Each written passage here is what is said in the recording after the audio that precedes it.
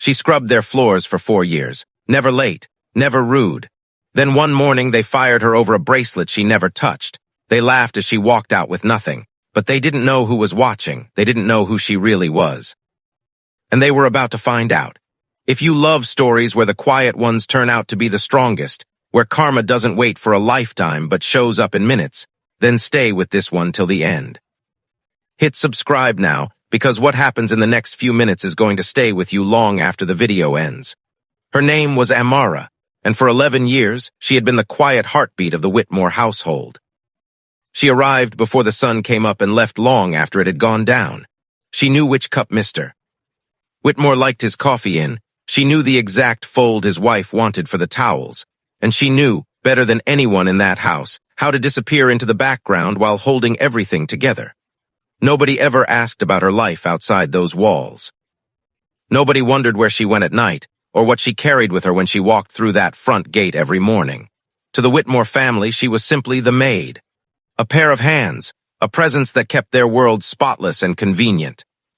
They never once asked if she had dreams or a past or a story of her own. But Amara did have a story. A quiet, folded-up story that she kept tucked away, the way you keep an old photograph in the back of a drawer, taken out only when nobody else is looking. Years ago, before poverty rearranged her life, before her family lost everything they had built, she had a childhood friend. A boy who used to sit beside her on broken porch steps, sharing one mango between them, dreaming about all the things they would become one day. His name was Quame, and back then he was just as poor as she was. They used to talk about the future like it was a game. Who would build the bigger house, who would drive the fancier car, who would remember the other when they made it big. Then life happened. Her family's small business collapsed, debts piled up, and everything fell apart overnight. Amara had to leave school to help her mother, and slowly, address by address, she drifted farther from that old neighborhood. Quame's family moved away first, chasing an opportunity in another city, and after that the letters between them became fewer, then stopped altogether. Life doesn't ask if you're ready to let go of somebody, it simply keeps moving, and both of them were swept along in different directions. While Amara was learning how to survive with nothing, Quame was learning how to build something. He was sharp, hungry, and relentless in a way most people never managed to be. He worked nights while studying days. He failed more times than anyone could count, and yet he kept getting back up. Over the years, that stubborn boy from the broken porch steps became one of the most successful businessmen in the country. His name eventually carried weight in rooms full of powerful people. He built companies, he invested in others, and one of those companies happened to belong to a man named Daniel Whitmore. Daniel Whitmore ran a mid-sized firm that had, for the last 2 years, been under Quame's silent investment. Quame rarely visited in person. He trusted his numbers, his reports, and the people he had placed to watch over his interests. But that particular week, something in the reports felt off, and Quame decided, almost on a whim, to visit the office himself, then stopped by Daniel's home afterward for a more personal conversation about the company's direction. He had no idea that stepping through that gate would rearrange everything. That same morning, inside the Whitmore house, tension had been building since dawn. Claire Whitmore, Daniel's wife, had been searching frantically for a bracelet, a piece of jewelry that had been gifted to her by her mother-in-law years ago. She was the kind of woman who measured her worth by appearances, by what people saw when they looked at her, and that bracelet, small as it was, meant something to her image. When she couldn't find it, panic quickly turned into suspicion, and suspicion, without a single shred of proof, landed squarely on Amara. It didn't matter that Amara had spent 11 years in that house without a single complaint against her. It didn't matter that she had once found an entire envelope of cash left carelessly on the kitchen counter and placed it back exactly where it was. In that moment, none of her history counted for anything. Claire needed someone to blame, and Amara, quiet and powerless, was the easiest target in the room. "You've been acting strange all week," Claire said, her voice sharp enough to cut through the morning air. "Where is my bracelet?" Amara stood there, her hands still slightly damp from washing dishes, and answered calmly, the way she always did. "I haven't seen it, ma'am. I can help you look for it if you'd like." But Claire wasn't interested in looking. She was interested in being right. She called for Daniel, who came down the stairs already annoyed at being interrupted before his morning meetings. Their son, Tyler, leaned against the doorway with his phone in hand, barely glancing up, treating the entire scene like background noise to his morning scroll. "She's been here the longest," Claire said, arms folded, voice rising. "If anyone knows this house better than us, it's her. I want her gone, today." Daniel, distracted and eager to avoid a scene before an important workday, didn't ask a single question. He didn't ask where Amara had been the night before or whether the bracelet could simply be misplaced somewhere in the house. He just wanted the noise to stop. "Fine," he said, barely looking at Amara. "Pack your things."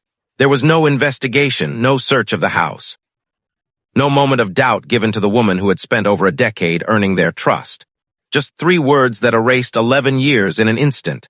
Pack your things. Amara didn't argue. She didn't raise her voice or beg for a chance to defend herself.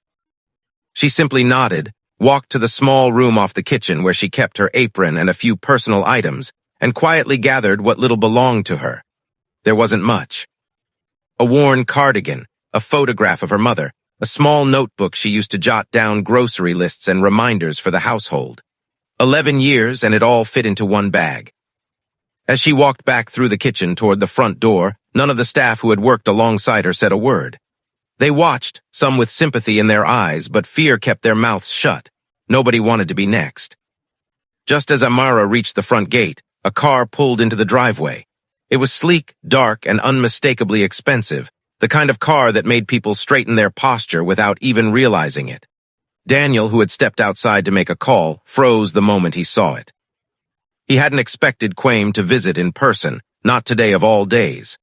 Quaim stepped out of the car, dressed simply despite his wealth, the way people who no longer need to prove anything to anyone often are. He gave Daniel a brief nod, but his eyes drifted past him, toward the woman walking down the path with a small bag over her shoulder, her head held high despite everything that had just happened to her. For a moment, Quaim's entire expression shifted.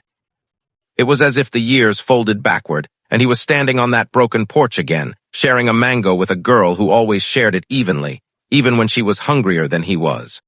"Amara," he said, his voice quieter than Daniel had ever heard it. Amara stopped walking.